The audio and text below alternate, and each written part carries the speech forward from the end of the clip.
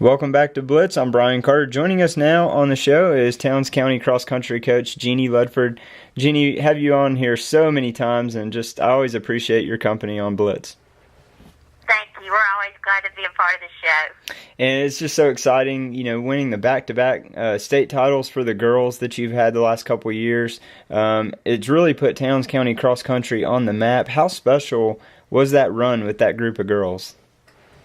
That group of girls last year that graduated, they've been such a phenomenal group, and it's been such a blessing to have had them since they were in kindergarten.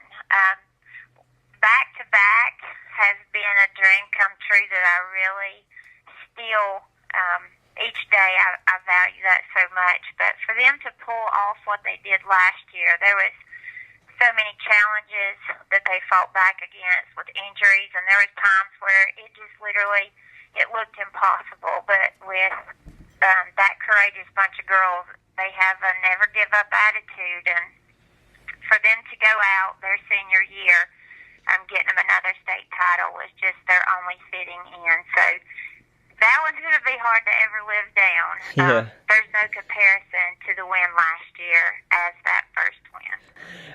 Now, Jeannie, as you kind of alluded to a minute ago, you're back with a team that no longer has the Ansley Vardaman or the Caitlin Sheffield that you've had the last couple of years. But what do you see out of this group that you have this year that would indicate that maybe those girls were able to pass that torch along?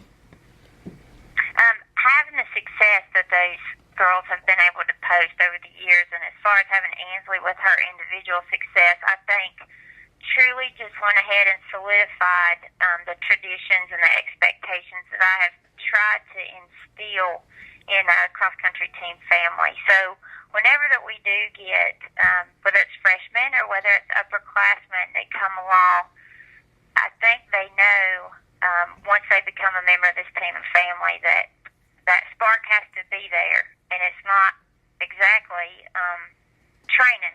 It's embracing that never give up attitude and having that push and that desire to keep accent and the excellence that the girls have posted before them. And so the spark is definitely there. It was very exciting to see because every year is a challenge, and this year I'm just going to see if that spark can manifest into some more success. So I was happy to see it continue with the attitude that the girls have. That's definitely a good sign. And now you've been in this coaching world for a pretty long time, and I understand this is your farewell season. Talk about the emotions that you're going through with this being your last year, and how pleased you are with your career when you're able to look back at it. Well, first of all, I think as any coach knows that it's a blessing to have these athletes. That these athletes are the ones who, with their hard work and stuff, have came in and have been able to give the success that as a coach that I've been able to experience. So it all comes back to the kids that I have, and I've been so richly blessed over the years. And I did think that last year was my farewell tour, but this year we're suiting up and we're going to do it again. And I think my biggest challenge is trying to know what life is like, perhaps without coaching. Coaching is such a big part of my life. It'll be something that I hope I get the opportunity to return to sometime. But for right now, I had two dreams come true, and so it's just something that I think I want to just enjoy life for a little while. But you never know how things work out. It may be that I'm back in this game again next year, but it's definitely been something that has been a blessing and an accent in my life. But sometimes you've just got to learn that life's got more than working your life away. But being with these kids, sometimes it doesn't seem like work. Right. And last question for you before we let you go, and that's kind of to look at the boys a little bit. I know that was a big deal last year. They broke that long streak of not making state, and they finally did that, and that was very special, I know. It was very special for you and the community. What's the outlook for these guys in 2014? I think that looking at these gentlemen this year has gave me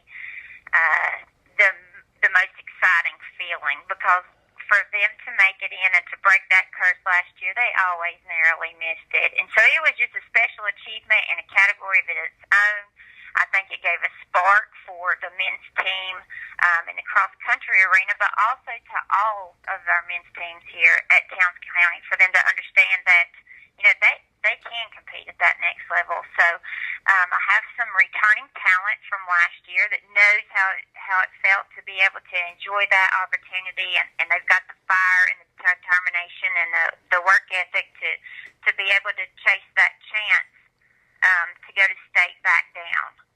So we're just trying to get the men healthy, and I'm excited to see what they can do this season. Yeah, we are too. And Jeannie, I just always appreciate having you on, and wish you the best of luck here in your farewell season. And as you said, never know how things go. We'll probably see you somewhere down the road coaching again, and at that time we'll have you back on. But again, just thank you so much for your time, and hope the best for you the rest of the way. Thank you. One more quick timeout, then back with our Player of the Week and some highlights here on Blitz.